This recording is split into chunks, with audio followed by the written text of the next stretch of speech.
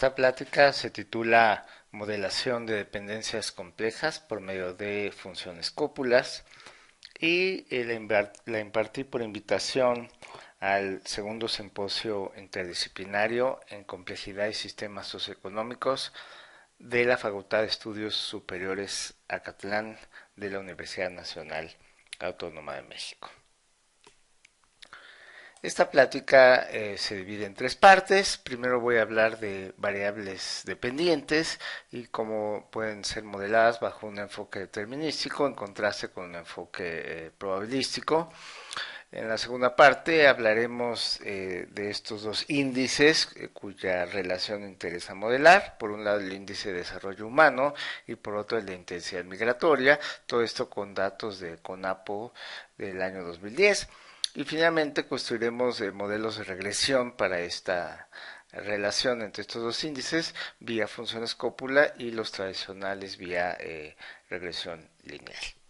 Iniciaré con un ejemplo sencillo que seguramente todos podrán recordar de sus cursos de secundaria, el fenómeno de la caída libre de los cuerpos cuando estos se dan sin resistencia al aire o prácticamente sin resistencia al aire, ¿no? Entonces, en lanzar un objeto en caída libre vertical, pues podemos hacer ciertas mediciones en cuanto al tiempo que tarda en recorrer cierta distancia desde que lo lanzamos hasta que hace contacto con el suelo o en algún momento específico. Entonces, cada uno de estos puntos representa alguna medición de a cada intervalo de tiempo qué distancia fue recorriendo el objeto en caída libre. Y después de tabularlos, pues nos damos cuenta pues que hay una relación claramente creciente y que quizás se pudiera ajustar por medio de alguna función creciente, algún polinomio o alguna función de otro tipo que exhiba esta relación. En el caso de la caída libre, pues ya es conocida cuál es esa relación y se puede describir mediante una función cuadrática en función del tiempo, es decir, la distancia es igual a 4.9 veces el cuadrado del tiempo de recorrido en la caída libre, ¿no? Entonces, este es un ejemplo en el que tenemos una relación determinista entre estas dos variables, tiempo y distancia recorrida en el fenómeno de caída libre. Entonces, dado el valor del tiempo, es perfectamente determinable la distancia que habrá recorrido en un tiempo dado, digamos, de cero, ¿no? Bien, pero en otro tipo de fenómenos, a la hora que hacemos estas mediciones, pensemos en dos variables X y Y que miden dos aspectos que nos interesan de un mismo fenómeno, pues a veces nos encontraremos con que las mediciones se ven como esta gráfica que tenemos aquí. ¿A qué se debe esto? Aquí no tenemos una gráfica tan bonita como la de hace rato, ¿no? Esto quiere decir que si bien existe una cierta relación entre estas dos variables, entre X y Y, digamos una relación más o menos creciente, es decir, que a valores cada vez mayores de X observamos valores pues cada vez mayores que Y, pues la información de X no es suficiente para determinar de manera exacta el valor de Y. Esto se debe a que realmente hay otras variables, llámenle Z1, Z2 y no sé cuántas más, que realmente habría que tomarlas en consideración para tener una función, digamos G, que evaluada en todas esas variables, entonces sí nos pudieran dar un valor preciso de Y.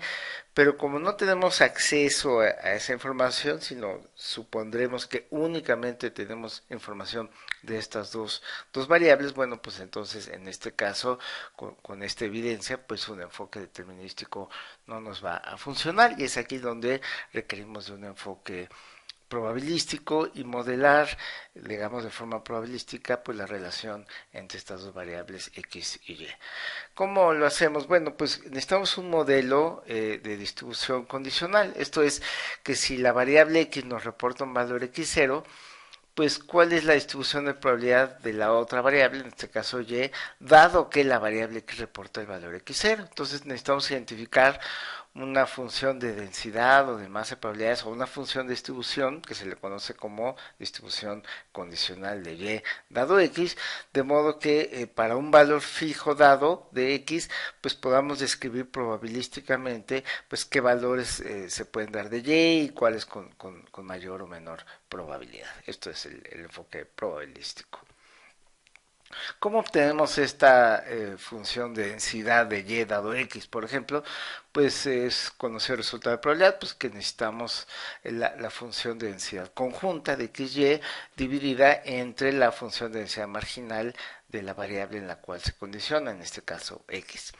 ¿De dónde se obtiene esta función de densidad conjunta? Pues se puede obtener a partir de la función de distribución conjunta. De hecho, conociendo la función de distribución conjunta de dos o más variables, pues podemos hacer cualquier tipo de cálculo probabilístico en relación a ellas, obtener sus marginales f de x o f de y, obtener las condicionales de y dado x o x dado y. Entonces, en la modelación probabilística de dos o más variables que desde el punto de vista probabilidad las consideramos como aleatorias, pues es fundamental tener una manera de calcular o de aproximar la función de distribución conjunta de las mismas.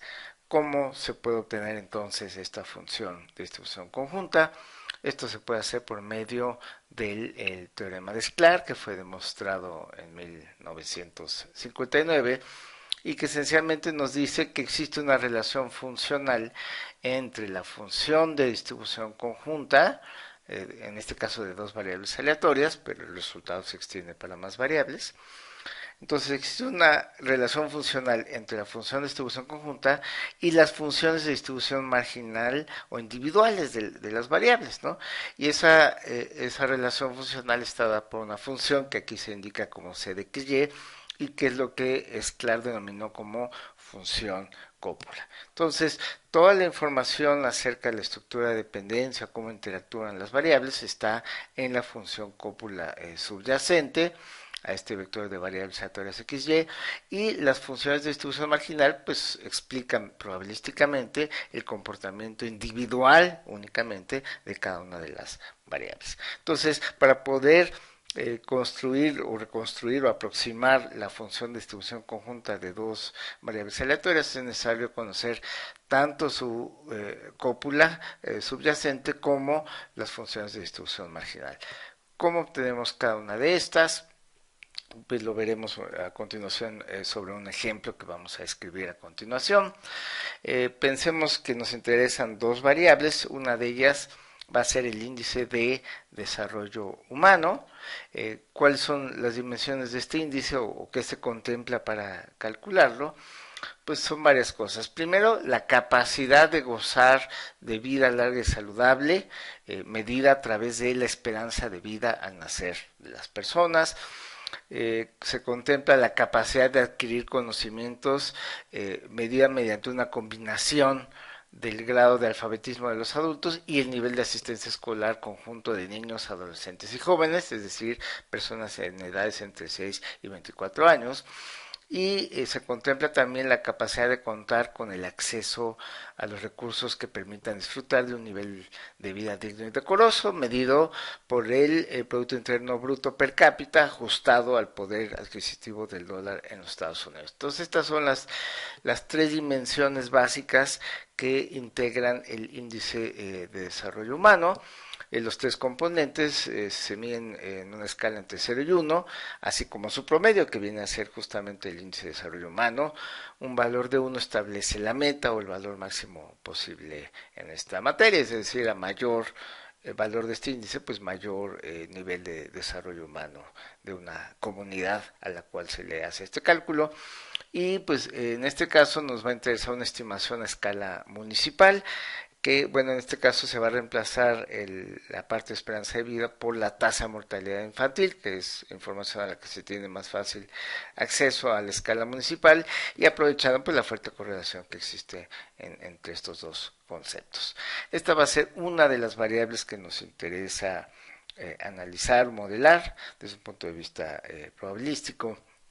Eh, con la información a nivel nacional que obtuvo el CONAPO en México en el año 2010, pues entonces se puede tener un mapa en el país, ¿no? Y medir, digamos, ese índice de desarrollo humano en cada uno de los más de 2.400 municipios que integran este país y detectar pues en qué lugares hay un nivel bajo o más alto de este índice de desarrollo humano.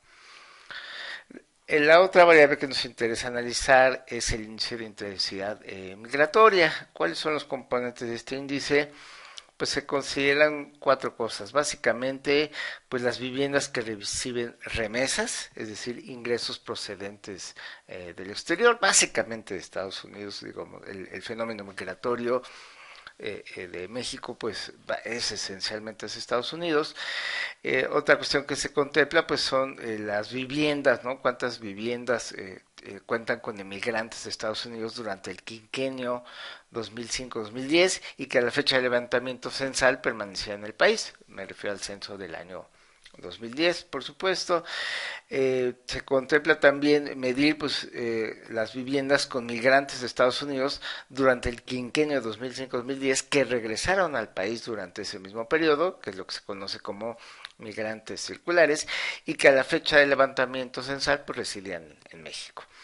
Y otro tipo de migración, pues el de aquellos migrantes que residían en Estados Unidos en el año 2005 y que regresaron a vivir a México antes del levantamiento censal del año 2010, es lo que se conoce como migrantes de retorno. Estos son los cuatro aspectos con los que se construye el índice de intensidad migratoria en México.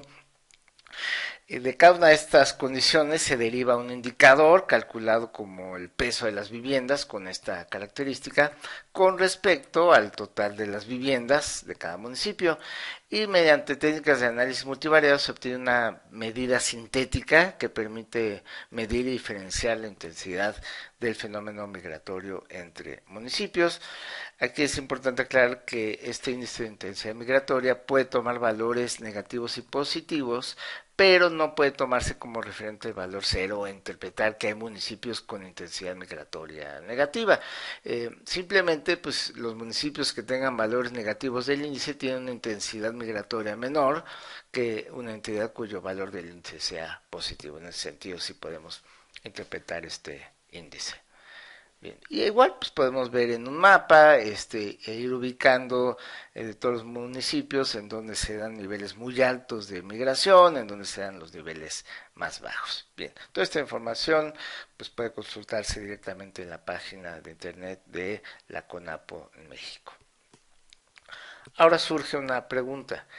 ¿Qué relación existe a nivel municipal entre el índice de desarrollo humano y el índice de intensidad migratoria? Esa es la pregunta que nos planteamos y lo que queremos contestar con base en la información de CONAPO respecto a estos dos índices.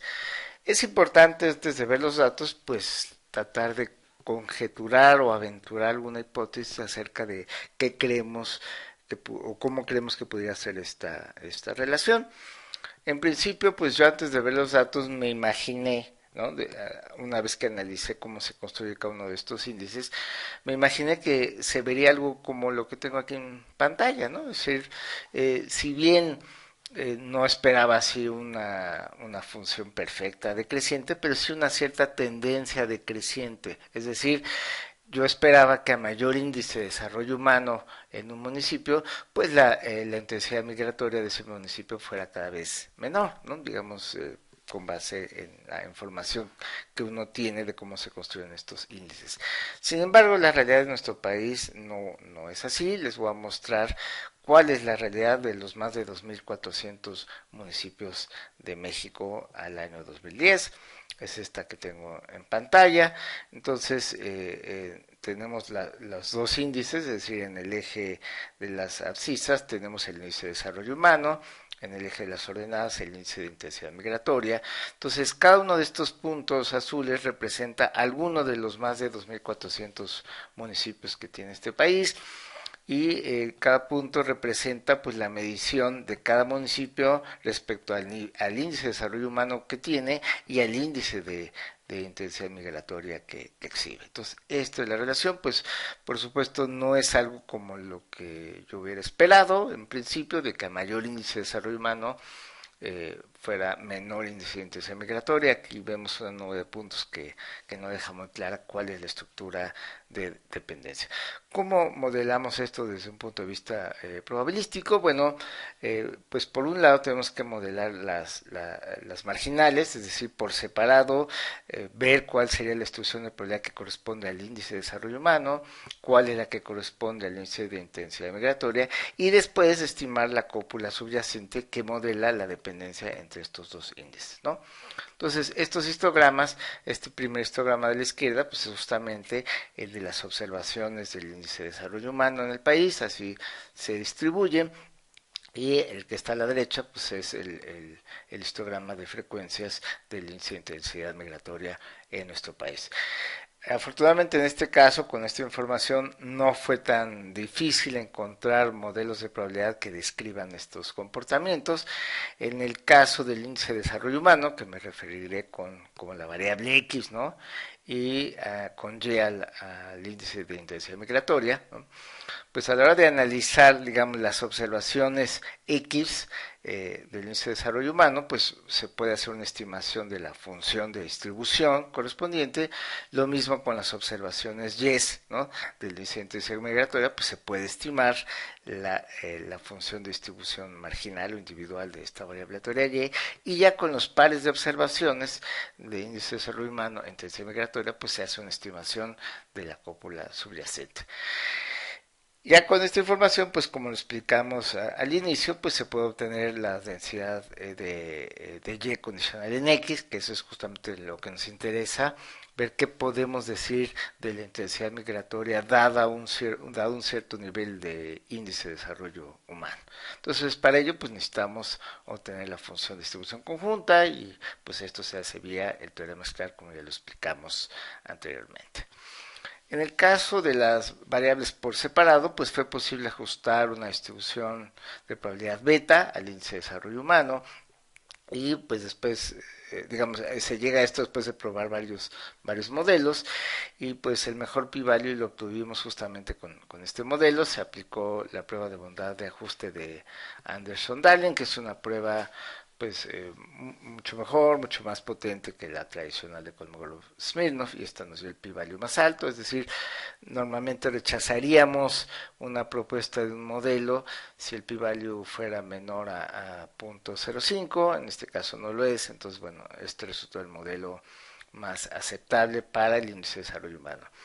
Para el caso del índice de intensidad migratoria no fue posible encontrar un modelo paramétrico conocido adecuado para esta variable. Sin embargo, mediante una transformación tipo Box-Cox, ¿no? Como la que tenemos aquí en pantalla, digo, no es exactamente la de Box-Cox, pero es del estilo, fue posible encontrar una transformación del índice de intensidad migratoria tal que esa transformación sí pudiera modelarse mediante alguna distribución de probabilidad conocida, en este caso una distribución de probabilidad gamma, e igual vía la prueba de bondad de ajuste de Anderson-Dahlen pues, se logró el mejor p-value, que en este caso fue 0.55. Entonces con esto pues ya se logró un buen ajuste, que bueno, a ojo más o menos se ve en pantalla, que digamos la curva roja describe una densidad beta con ciertos parámetros que logran el mejor ajuste del índice de desarrollo humano a nivel municipal, y del lado derecho pues está el otro modelo para el índice de intensidad migratoria municipal. Entonces el asunto de los modelos de probabilidad para los marginales ya queda resuelto. Ahora vamos con la cópula, digamos, subyacente para modelar la dependencia entre el índice de desarrollo humano y el índice de intensidad migratoria. En este caso, después de probar varias familias paramétricas de cópulas, pues no fue posible encontrar una sola familia que no fuera rechazada por alguna prueba de bondad de ajuste. Entonces hubo que aplicar una técnica que se conoce como gluing cópulas, que lo que se hace busca una partición adecuada, de modo que podamos descomponer esta dependencia en submuestras en las que la dependencia sea más accesible de modelar, ¿no? Entonces, aplicando esta técnica de glue en cópula, encontramos que hay 7 estructuras de dependencia diferentes, ¿no? Entonces, de aquí que decimos, bueno, pues que la dependencia entre estas dos variables es compleja. ¿Compleja en qué sentido? En el sentido de que no fue posible encontrar un solo modelo, una sola familia paramétrica de cópulas que pudiera representar adecuadamente la dependencia entre estas dos variables, ¿no? Sino que fue necesario una partición en 7 pedazos, digamos, de la muestra para lograr la modelación vía cópulas. Aquí están los p-valores de las pruebas de bondad de ajuste para cada uno de los modelos, en todos los casos valores aceptablemente muy altos, solo en el último pues este fue el mejor valor que se pudo obtener, aunque todavía por arriba del tradicional o usual valor de 0.05. Entonces, tenemos 7 estructuras de dependencia diferentes, identificadas y validadas estadísticamente, aunque algunos modelos de cúpula se repiten. Por ejemplo, el Plaquet se usa 3 veces, el modelo Frank son 2 veces, aunque cada una con distinto parámetro. En este caso, pues la dependencia es diferente. Este valor de Spearman es lo que se conoce como la correlación de Spearman, que justamente mide el grado de dependencia. Se interpreta parecido al coeficiente de correlación lineal de Pearson, solo que pues, es una medida mucho más robusta, mucho mejor que la correlación lineal, en el sentido de que está basada únicamente en la función cópula. El signo del valor de dependencia de Spearman pues nos habla de una dependencia positiva en los primeros 5 casos y de una dependencia negativa en los últimos 2 casos. Bien, entonces ya pudimos encontrar estos modelos e identificar, es decir, dependiendo del índice de desarrollo humano, pues nos dio un modelo de dependencia diferente. Entonces, regresando a los datos que queremos modelar, vamos a bajarle el tono a los puntos de azul a un gris claro, porque vamos a superponer varias cosas, ¿no?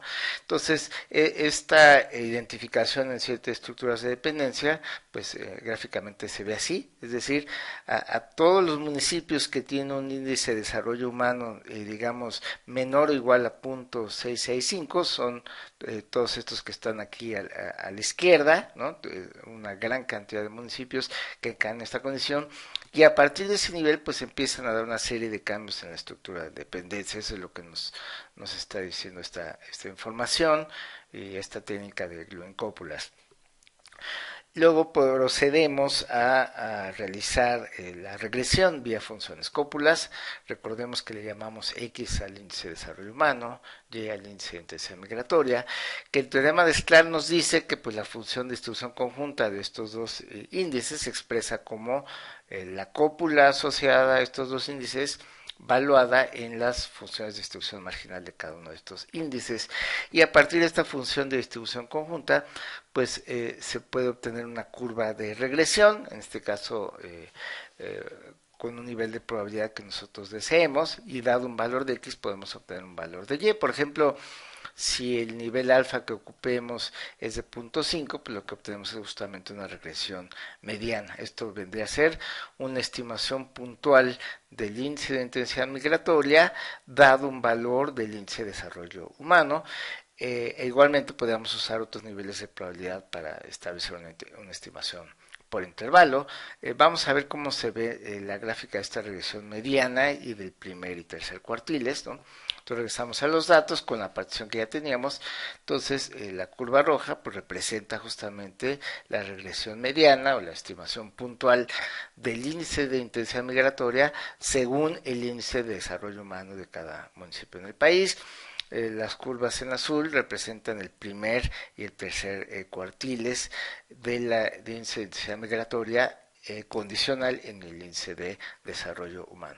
Entonces, esto pues es muy interesante porque nos está diciendo que bueno, las cosas no son como hubiéramos pensado, de que a mayor índice de desarrollo humano tendríamos menor intensidad migratoria. Lo que nos dice es que hasta cierto nivel, digamos, de desarrollo humano, a mayor desarrollo humano, hay mayor intensidad migratoria y que es solo a partir, digamos, de un poco más de 0.7 del índice de desarrollo humano que se empieza a dar eso que nosotros esperábamos, ¿no? Que a partir de ahí, pues sí, mayor desarrollo humano implica menor intensidad migratoria. Voy a hacer aquí un acercamiento para que se vea un poquito más claro, ¿no? Esta parte, digamos, de la izquierda es toda esta cantidad de municipios que tenemos acá. Y lo que nos está diciendo es que todo el tiempo, ¿no? Bajo este conjunto de puntos, ¿no? Pues se da una tendencia creciente, ¿no? Una relación creciente entre el índice de desarrollo humano y el índice de intensidad migratoria, pero que justo al cruzar cierto umbral, ¿no? Entonces se da un brinco importante, hay un aumento muy importante en la intensidad migratoria, ¿no? Y después lo que habíamos comentado, a partir de cierto nivel, que este nivel es 0.71, solo a partir de ahí se empieza a dar una relación decreciente. Es decir, la relación entre el índice de desarrollo humano y el de intensidad migratoria es una relación no monótona, es decir, por momentos es creciente y por momentos es decreciente. Bien, entonces esto pues es interesante también porque nos da una clasificación, una nueva clasificación del índice de desarrollo humano, pero que está inducida por el índice de intensidad migratoria. Entonces, estos 7 pedazos pues, los podemos clasificar de esta manera, ¿no? Y recordemos que cada uno de estos puntos pues, representa algún municipio en el país perfectamente identificable, ¿no? Entonces, aquí, pues, el primer grupo, que es el grupo más grande, nos clasifica al 60% de los municipios con esta situación, ¿no? Con un índice de intensidad migratoria creciente todo el tiempo, ¿no? Luego vienen estos cambios, ¿no? Un cambio importante, un crecimiento importante en el índice de intensidad migratoria al que ya se traía. Y entonces veníamos de un nivel de menos 0.211, se brinca a niveles de 0.34, 0.31, 0.33, ¿no? Son estos 3 pedacitos que tenemos aquí. Luego vuelve a haber una caída en ese índice de intensidad migratoria y luego ya vienen 2 tramos crecientes. Esto es lo que nos puede ofrecer el análisis vía cúpulas para analizar pues esta dependencia que luce bastante compleja entre el índice de desarrollo humano y el índice de intensidad migratoria. Bien, aquí ya nada más pongo la curva de regresión sobre los datos originales y aquí vemos claramente lo que comentábamos, pues hasta cierto nivel va creciendo, de repente hay un salto importante y luego empieza a decrecer. Tuvimos que hacer uso de 7 funciones cópula y 2 modelos de marginales diferentes para modelar esta relación entre estos dos índices. ¿Qué hubiera podido hacer por nosotros, por ejemplo, un modelo de regresión lineal simple, que es el que podríamos aplicar en el caso de 2 variables? Pues esto es lo que hubiera podido hacer por nosotros y que claramente pues no refleja lo que acabamos de comentar, es decir, pareciera que la relación es todo el tiempo decreciente, lo cual es falso, pues si nos fijamos en el 60% de los municipios o incluso más, porque acá todavía sigue creciendo, es decir, aquí tenemos 60 más estos desde acá, ya es algo cercano al 80% de los municipios, entonces en 80% de los municipios la realidad del país es que a mayor índice de desarrollo humano hay mayor índice de intensidad migratoria y una regresión lineal simple pues nos dice que va decreciendo todo el tiempo, lo cual es falso. Y no solo es falso eso, sino que los supuestos en los que se basa el modelo de regresión lineal simple, pues se violan en este caso, ¿no? Es decir, el supuesto de varianza constante. Claramente vemos mayor variabilidad en la parte central de los datos que en los extremos. Si dividimos los datos en dos, ¿no? El 50% de los datos están aquí en verde, el otro 50% están en gris, ¿no? Y estos pues son los residuos del modelo de regresión simple y a la hora de aplicar una prueba de igualdad de varianzas, pues la hipótesis nula de varianza constante es rechazada con un p-value de 0.01781 y además otro supuesto del modelo de regresión lineal clásico es el de normalidad, ¿no? De los residuos. A la hora de aplicar una prueba de Shapiro-Wilk a los residuos, pues el supuesto de normalidad también es rechazado con un p-valor menor a 2.2 por 10 a la menos 16, o sea, un p-valor casi de cero, así que pues se rechaza normalidad, se rechaza el supuesto de varianza constante, que son supuestos básicos del modelo de regresión lineal simple. Y podrían intentar, porque obviamente hay variantes para modelos de regresión lineal. Podríamos intentar usar una función polinomial, cuadrática, por ejemplo. Y bueno, pues sí, la función cuadrática sí va a detectar esta cuestión de que primero sube y luego baja la intensidad migratoria en función del índice de desarrollo humano. Sin embargo, no tiene la capacidad de detectar las distintas relaciones de dependencia que se dan entre estos dos índices dependiendo del nivel de desarrollo humano, como lo pudimos hacer vía cópulas, pero nuevamente si verificamos los supuestos de este modelo, aún con modelo de regresión cuadrática, el supuesto de varianza constante de los residuos se rechaza con un p-valor de 0.009, el supuesto de normalidad también se rechaza con un p-valor de casi cero. Entonces definitivamente pues tenemos una representación pues quizás más interpretable, más útil, de la dependencia entre el índice de desarrollo humano y la intensidad migratoria vía funciones cópula. Bueno, en este caso tuvimos que echar mano de 7 de ellas, más la modelación por separado de dos marginales. En resumen, ¿qué tenemos? Pues que la relación entre el índice de desarrollo humano y el índice de intensidad migratoria a nivel municipal en México, pues presenta una complejidad que rebasa la capacidad de un modelo de regresión lineal tradicional. El análisis vía funciones cópula pues logra un ajuste estadísticamente aceptable, ya exhibimos los p-valores de las pruebas de bondad de ajuste, entonces pues se logra un ajuste adecuado y además pues se induce una clasificación del índice de desarrollo humano municipal en términos del índice de intensidad migratoria. Esto es distinto de la clasificación que ya existe. Digamos, el índice de desarrollo humano pues se clasifica en alto, medio, bajo. Bueno, hay unas subclasificaciones adicionales por ahí, pero es, digamos, en términos individuales o absolutos, igual que el índice de intensidad migratoria. Esta clasificación que se induce tiene que ver con la relación o con la dependencia que hay entre estos dos índices y es así como podemos agrupar a los distintos municipios del país en términos de estas dos variables. Pues les agradezco mucho su atención. Cualquier pregunta, comentario, pues la pueden dejar en el lugar donde hayan podido ver esta presentación.